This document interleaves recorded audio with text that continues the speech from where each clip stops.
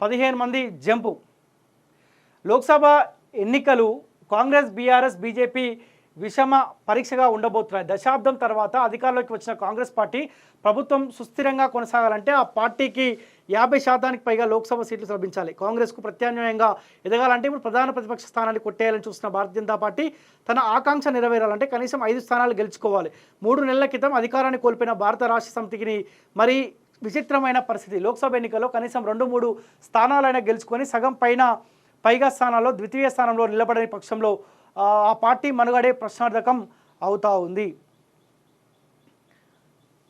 ప్రధాన పోటీ కాంగ్రెస్, బీజేపీ మధ్యనే కేంద్రీకృతం అయిందన్న అభిప్రాయం బలంగా వ్యాపించడం వల్ల బీఆర్ఎస్ శ్రేణుల మనోస్వైర్యం సన్నగిలుతోంది. సిట్టింగ్ ఎంపీలు కొందరితో పాటు మాజీ ఎంపీలు సైతం పార్టీని వదిలి బీజేపీలో చేరుతున్నారు. ఎన్నికల వరకు ఎమ్మెల్యేలు అందరూ ఐక్యంగా పార్టీకి ఉంటారా ఉండరా అన్న సందేహాలు కూడా మొదలయ్యాయి. ఇప్పటికే పలువురు ఎమ్మెల్యేలు కాంగ్రెస్ ముఖ్యులతో టచ్లోకి వెళ్లారు.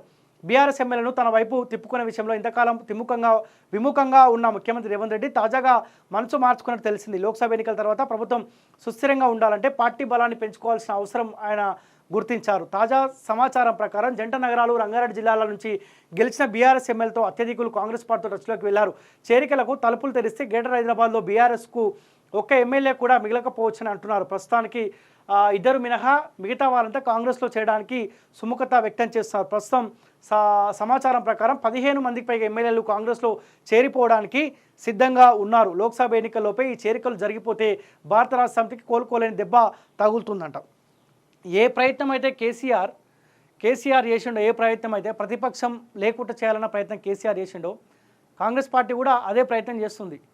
కానీ మంచిదే, చేసే ప్రయత్నం చేస్తే మంచిదే. కానీ దొంగలందరినీ తీసుకుంటే మళ్ళీ ఇళ్ళ కూడా దొంగలే తయారవుతారు కదా. ఒక దొంగను చూసి ఇంకో దొంగ తయారయ్యే అవకాశం ఉంటుంది కదా. తన పార్టీ నుంచి వలసలను నిరోధించడానికి కేసీఆర్ ఏం చేశారో చూడాలి. లోక్సభ ఎన్నికల్లో కనీసం 10 స్థానాలకు హస్తగతం చేసుకోవాలని కాంగ్రెస్ పార్టీ లక్ష్యంగా పెట్టుకుంది.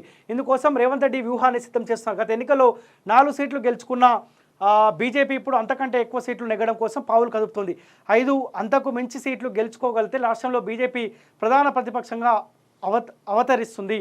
లోక్సభ ఎన్నికల తర్వాత బీజేపీ నుంచి ఎదురయ్యే సవాళ్లను ఎదుర్కోవడమే సీఎం రేవంత్ సమర్థతకు గీటురాయి కానుంది. బీజేపీ మాత్రం సేఫ్ జోన్లో ఉంది. కేంద్రంలో మోదీ ప్రభుత్వం ఏర్పాటు దాదాపు ఖాయంగా కనిపిస్తున్న ఆ పార్టీ నేతలు సమరోత్సాహంతో ఉన్నారు. అసలు సిసలు విషమ పరీక్షను కేసీఆర్ ఎదుర్కోబోతున్నారు.